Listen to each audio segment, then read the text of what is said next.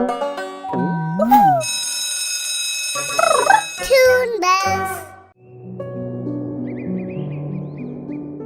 Pink forest ಕಾಡಲ್ಲಿ ಚಳಿಗಾಲ ಪ್ರಾರಂಭ ಆಯ್ತು. ಬದಲಾಗ್ತಿರುವ ಈ ವಾತಾವರಣದ ಜೊತೆಗೆ ಅಲ್ಪ ಸ್ವಲ್ಪ ಸ್ನೋ ಫಾಲ್ ಕೂಡ ಆಗ್ತಿತ್ತು.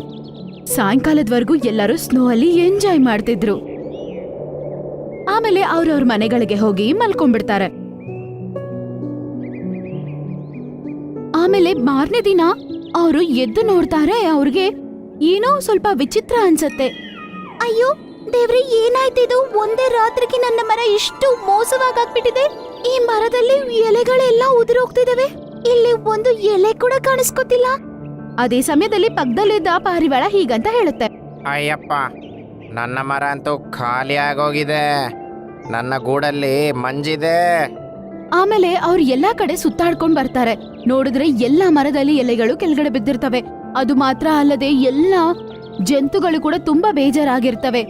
ಎಲೆಗಳು ಕೆಳಗಡೆ ಉದುರೋಗಿರೋ ಕಾರಣದಿಂದ ಅವ್ರಿಗೆ ತುಂಬಾನೇ ಭಯ ಆಗ್ತಿರತ್ತೆ. ಏನ್ ಮಾಡೋದಂತ ಅರ್ಥ ಆಗೋದಿಲ್ಲ.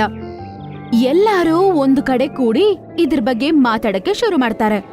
ಮರದಿಂದ ಎಲೆ ಬಿದ್ದದ್ರಿಂದ ಡೈರೆಕ್ಟ್ ಆಗಿ ಹಿಮ ನಮ್ಮ ಗೂಡಿಗೆ ಬರ್ತಿದೆ. ಇಡೀ ಚಳಿಗಾಲನ ಹೇಗ್ ಮಾಡ್ಕೊಳ್ಳೋದು?